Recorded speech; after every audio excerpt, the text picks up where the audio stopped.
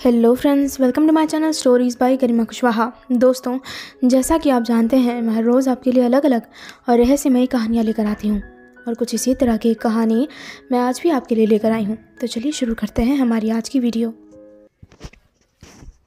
आज जब मैं यहाँ इस घर पे आई, ये इलाका बहुत सुनसान है।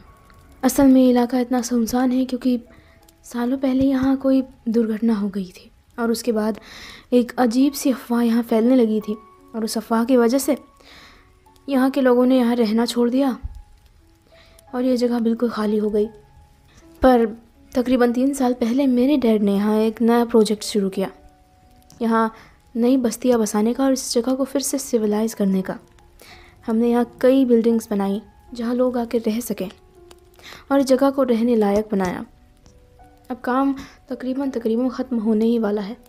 हालांकि अभी भी बहुत सा छोटा मोटा काम बचा हुआ है और इसके निपटने में 2 साल और जाएंगे। पर फिलहाल ये जगह इतनी तैयार तो हो चुकी है कि यहाँ कुछ परिवार आकर बस सकें और ऐसा हो भी चुका है। कई लोग यहाँ आकर रहने लग गए हैं और उन्हें ये जगह काफ़ी पसंद भी आ रही है। पहले से काफ़ी अच्छी और ख़ूबसूरत दिख रही है। अब मैं यहाँ आई हूँ और मेरे अंकल भी, हम दोनों को ही ये काम एक साथ संभालना है। अब हमें यहाँ की सबसे पुरानी बिल्डिंग का रिनोवेशन करवाना है और सबसे ज़्यादा अफवाहें भी इसी बिल्डिंग के बारे में फैली हुई हैं। असल में ये कोई बिल्डिंग नहीं है, एक तरह का बंगलो है या एक तरह का कासल कह सकते हैं। ये काफ़ी बड़ा है और हम इसे चेंज करके एक बड़ा होटल बनाने वाले हैं ताकि यहाँ जो भी पर्यटक घूमने आए उन्हें यहाँ रहने में कोई तकलीफ़ ना हो। ये जगह बहुत खूबसूरत है, चारों तरफ से पहाड़ियों से घिरी हुई, आसपास नदी और झरने बहते हैं और इसलिए यहाँ कई लोग घूमने भी आएंगे और मुझे पूरी उम्मीद है कि हमने जितने भी पैसे लगाए हैं उसका फ़ायदा ज़रूर होगा और हमारे 3 सालों की मेहनत रंग लाएगी। फ़िलहाल इस कासल के बारे में मैं ज़्यादा कुछ नहीं जानती, सिर्फ इतना जानती हूँ कि सालों पहले यहाँ आग लग गई थी और आग लगने के बाद से यहाँ जितने भी लोग रहते थे शायद वो सभी मारे गए और उसके बाद से इस जगह को हॉन्टेड समझ लिया गया। लोगों ने कहना शुरू कर दिया कि हाँ, उन्होंने एक अजीब से क्रीचर को घूमते हुए देखा है। कुछ लोग कहते हैं वो घोस्ट है, कुछ लोग कहते हैं वो वैम्पायर है, कुछ लोग उसे कुछ अलग ही चीज़ बुलाते हैं। पता नहीं, हो सकता है कि यहाँ कुछ और काम चला हो जिसे छुपाने के लिए ऐसी अफवाहें फैला दी गई हों। पर अब इस जगह को हम आम इंसानों के रहने लायक बनाने जा रहे हैं तो इन अफवाहों का खंडन करना होगा और इसलिए इस हवेली की पुरानी शक्ल बदलकर एक नई और ख़ूबसूरत शक्ल देनी होगी जो लोगों को डराने की जगह लुभाए। और हम बिल्कुल ऐसा ही करने वाले हैं। ये मेरा पहला दिन है इस हवेली में। बहुत ही बड़ी हवेली है, काफ़ी ज़्यादा। ये बाहर से जितनी दिखती है उससे ज़्यादा अंदर से बड़ी है और हर एक चीज़ बहुत ही करीने से बनाया हुआ, काबिलियत के साथ बनाया हुआ, पर सब बर्बाद हो चुका है यहाँ एक बुरी और बहुत भयंकर आग के बाद से। पता नहीं वो आग कैसे लगी थी, तब यहाँ कौन रहता था, इन सब चीज़ों के बारे में मुझे अभी तक नहीं पता और मैंने किसी से पूछा भी नहीं, पर अपने अंकल से पूछना चाहती हूँ। वो मुझसे पहले से यहाँ काम कर रहे हैं और कुछ चीज़ें उन्होंने ठीक भी कर ली हैं, पर अभी भी बहुत सारा काम पड़ा है यहाँ करने को। हमें यहाँ काम करने में बहुत मुश्किल आ रही थी क्योंकि यहाँ काम करने वाले हमारे वर्कर्स, हमारे इंजीनियर्स और मज़दूर पता नहीं क्यों बिना कुछ कहे, बिना कुछ बोले भाग जाते थे और कई बार वो अपनी पेमेंट तक नहीं लेकर जाते थे। इसका कोई ठोस कारण मुझे समझ नहीं आया। ऐसा कई बार हुआ। उनमें से एक ने तो जो कहानी सुनाई थी वो मुझे अब तक याद है। उसने कहा था कि उसने जंगल में किसी चीज़ को घूमते हुए देखा, एक अजीब सा जीव जो जानवर तो नहीं लग रहा था पर हाँ, इंसान भी नहीं लग रहा था। उसने कहा कि वो रात के वक्त बस आसपास के इलाके में टहलने निकला था और उसी वक्त उस पर उस जानवर ने हमला कर दिया। वो उसे दूर तक खदेड़ता रहा और हमारा वो वर्कर काफ़ी दूर तक भागता रहा और भागते भागते जब वो थक गया तब उस शैतान ने पीछे से उस पर हमला कर दिया। हाँ, उसके शरीर पर चोट के बहुत सारे निशान थे और बहुत गहरे जख्म थे, पर फिर भी मैं इस बात को मानने को तैयार नहीं हो पाई कि ये किसी शैतान का काम है। सिर्फ एक अफवाह है। और ऐसे में अगर एक आम सा भेड़िया भी किसी पर हमला कर दे तो उसे वेयरवुल्फ बनाने में वक्त नहीं लगेगा लोगों को। तो फ़िलहाल मुझे इस पर यकीन नहीं होता, पर पता नहीं हमारे साथ के वर्कर्स को क्या हो गया। उनमें से कई ने शिकायत की उन्होंने कुछ अजीब सा देखा जब भी वो जंगल की तरफ घूमने के लिए निकलते हैं। और कल रात ही उन सब ने मिलकर पखेड़ा शुरू कर दिया कि वो काम छोड़कर जा रहे हैं। हमारे लिए बहुत मुश्किल समय है, बार बार लोग काम छोड़कर जाते हैं और नए नए लोगों को ढूंढना मुश्किल हो जाता है, क्योंकि हमें सिर्फ 1-2 लोगों का काम नहीं चाहिए, हमें कई लोगों की ज़रूरत है, एक अच्छी टीम की ज़रूरत है, और उसे ढूंढने में बहुत वक्त लगता है। ये सभी लोग अगर इस तरह से हिम्मत हारते रहे तो हमारा काम कभी ख़त्म नहीं होगा। हम वैसे भी हमारे शेड्यूल से 6 महीने पीछे चल रहे हैं, और वो सिर्फ इसी वजह से कि हमारे कई सारे मज़दूर और इंजीनियर्स यहाँ से भाग गए। पर अब मैं यहाँ आ गई हूँ और अब देरी नहीं होने दूँगी। मैं फ़िलहाल उसी कासल में ठहरी हुई हूँ, और हमारे साथ के सभी मज़दूर भी वहीं ठहरे हुए हैं, क्योंकि हम सभी जानते हैं हम एक साथ रहेंगे तो ज़्यादा बेहतर रहेगा। और वैसे भी यहाँ इसके अलावा और कोई जगह भी नहीं है। ये कासल एक ऐसे इलाके में है जहाँ आसपास दूर दूर तक कोई सिविलाइजेशन नहीं है, कोई घर नहीं है, कोई इंसान नहीं रहता। जंगलों के बीचों बीच सिर्फ एक कच्ची सड़क है जिससे यहाँ आया जा सकता है। बड़ी मुश्किल से हम हमारी गाड़ी तक यहाँ आ सके और अपने औजारों को यहाँ तक पहुँचा सके। बहुत मुश्किल हुई इस काम में, पर फिलहाल अब सब सही है। अंकल मुझे पिछले 2 दिनों से थोड़े परेशान नज़र आ रहे हैं और मैं उनसे बात करने की कोशिश कर रही हूँ, पर वो कुछ बताते ही नहीं हैं। आज भी मैं उनसे पूछूंगी जब वो थोड़े ठीक मूड में होंगे। मैं उन्हें बचपन से देख रही हूँ, वो बहुत हंसमुख इंसान है और कभी भी हार नहीं मानते, ना किसी चीज़ से डरते हैं। तो फिर अचानक उन्हें क्या हो गया, ये बात मुझे समझ नहीं आ रही है, और इसीलिए मैं आज शाम को उनसे बात करूँगी डिनर पर। मेरा नाम सिल्विया डोलोरेस है, और मेरे अंकल का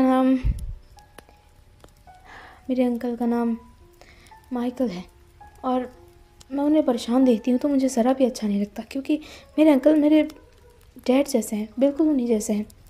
और जब उन्हें बुरा लगता है तब मुझे महसूस होता है कि मेरे डैड को बुरा लग रहा है और वो कुछ बुरा झेल रहे हैं, और ये बात मुझे पता होनी चाहिए। रात के वक्त डोलोरेस अपने अंकल के साथ बैठकर डिनर करने लगी, और उसने उसी वक्त उसके अंकल से बात करने की कोशिश की। अंकल, आप कैसे हैं? मैं ठीक हूँ। तुम्हें क्या हुआ डोलोरेस? मैं भी ठीक हूँ, पर मैं कुछ दिनों से देख रही हूँ आप परेशान लग रहे हैं, खासकर परसों से। क्या हुआ आपको? ओह, बस यही मज़दूरों की हड़ताल, और ये सब बार बार काम छोड़कर भागने की धमकी देते हैं। इन सब चीज़ों को झेल पाना बहुत मुश्किल हो रहा है। मैं जानती हूँ, पर आप ऐसी चीज़ों से हार मानने वाले नहीं हैं, कुछ और बात है। आप मुझे बता सकते हैं अंकल? मैं अगर तुम्हें बता भी दूँ तो शायद तुम विश्वास नहीं करोगे डोलोरेस। पर क्यों? मुझे बताइए, मैं ज़रूर आपका विश्वास करूँगी। चलो उन सब बातों को छोड़ो, मैं तुम्हें इस जगह के बारे में बताता हूँ। तुम यहाँ कुछ ही दिन पहले आई हो और मेरे ख्याल में इस जगह के बारे में इतना नहीं जानती हो जितना मैं जान चुका हूँ। हाँ, ये बात तो है, मैंने कई बातें सुनी हैं यहाँ के बारे में, पर पूरी तरह नहीं जानती इस जगह के बारे में। तो मुझसे सुनो, ये जगह बहुत सालों पुरानी है, और ये घर जहाँ तक मुझे पता है किसी तरह का स्कूल या फिर ऑर्फनेज हुआ करता था। और एक रात यहाँ एक अजीब सी दुर्घटना हुई, एक अजीब सी दुर्घटना हुई और यहाँ आग लग गई अपने आप। कोई नहीं जानता था वो आग कैसे लगी थी, पर आग लगने के बाद ये पूरा ऑर्फनेज जलकर खाक हो गया, और इसके साथ यहाँ रहने वाले सभी तो ये कहानी सच है? हाँ, ये सच है। मैंने इंटरनेट पर कई जगह यही कहानी सुनी। ये बहुत ही बुरा हुआ अंकल। हाँ, बुरा तो हुआ था, पर उससे बुरा कुछ अभी हो रहा है।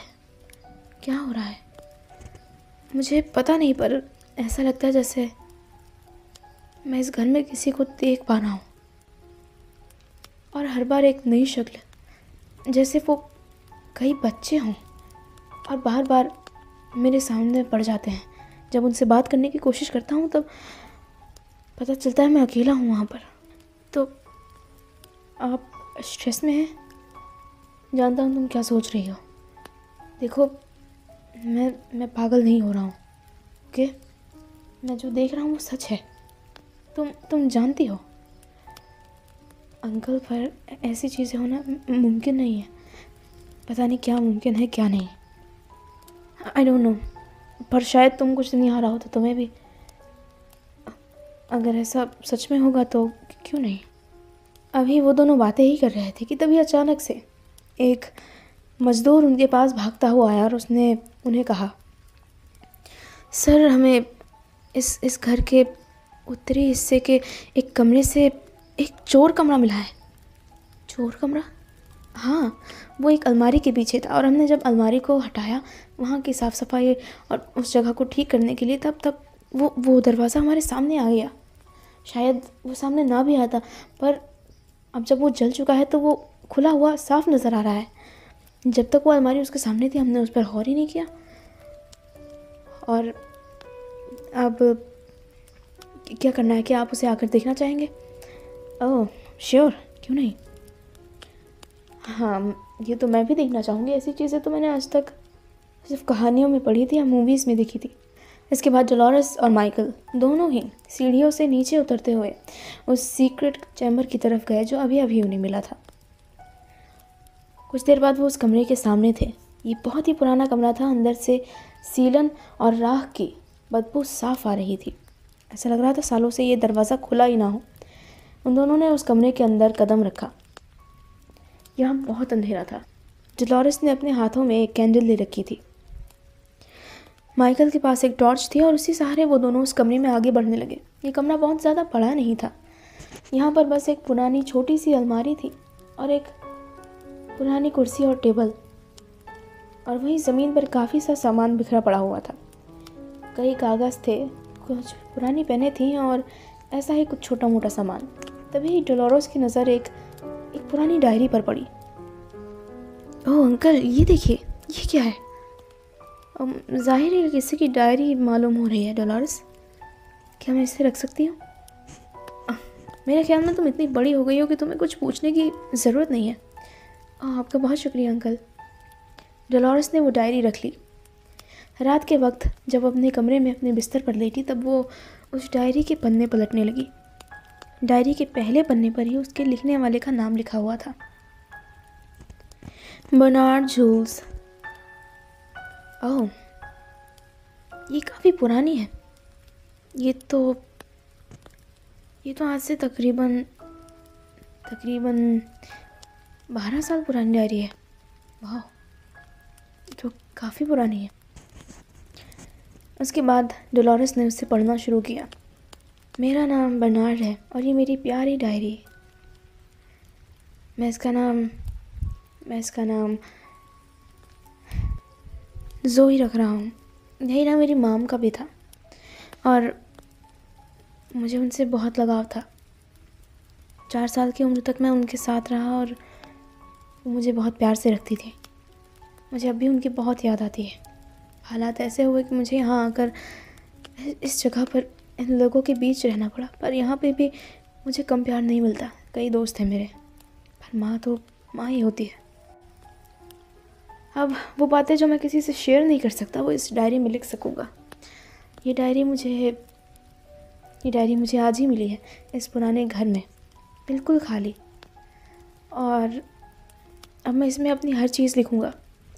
वैसे मुझे लगता है कि इसमें काफ़ी ज़रूरी चीज़ें लिखना ही ज़्यादा सही रहेगा, क्योंकि अगर मैं इसमें हर बात लिखता ना तो ये बहुत जल्दी भर जाएगी और फिर पता नहीं दूसरी डायरी कब मिले। और इसलिए मैं यहाँ सिर्फ कुछ ज़रूरी बातें लिखूँगा जो मुझे अच्छी लगेंगी। वाह, ये किसी की पर्सनल डायरी है और शायद ये उन ऑर्फनेज के बच्चों में से ही कोई होगा। अक्टूबर 12, 1988। आज हमारा यहाँ पहला दिन है और यहाँ आते ही मुझे डायरी मिली। मुझे बड़ी खुशी हुई। आज पूरा दिन काफ़ी अच्छा भी था। ये जगह काफ़ी बड़ी है उस पुरानी जगह के मुकाबले जहाँ हम पहले रहते थे। हालांकि ये जगह बहुत खूबसूरत है पर इतनी पुरानी है इसलिए थोड़ी डरावनी भी लगती है। फिर भी ये बहुत खूबसूरत है। पर यहाँ पे भी मुझे कुछ चीज़ें बहुत याद आती हैं। हमारे ऑर्फनेज के हमारे कुछ साथी, असल में वहाँ के आधे लोगों को यहाँ शिफ्ट कर दिया गया और आधों को वहाँ पे, और इसलिए हमारे कई साथी वहाँ छूट गए, कई दोस्त। उसमें से ओलिविया और अम्बेर्तो, वो दोनों हमें बहुत अजीज़ थे। वो हमें से सबसे ज़्यादा बड़े और उम्रदराज थे।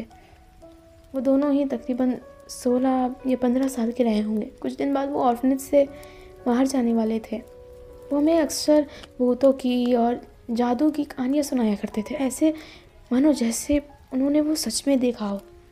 वाकई में उन्होंने जैसी भी कहानियाँ सुनाई थी वो मुझे बहुत पसंद थी, सच में।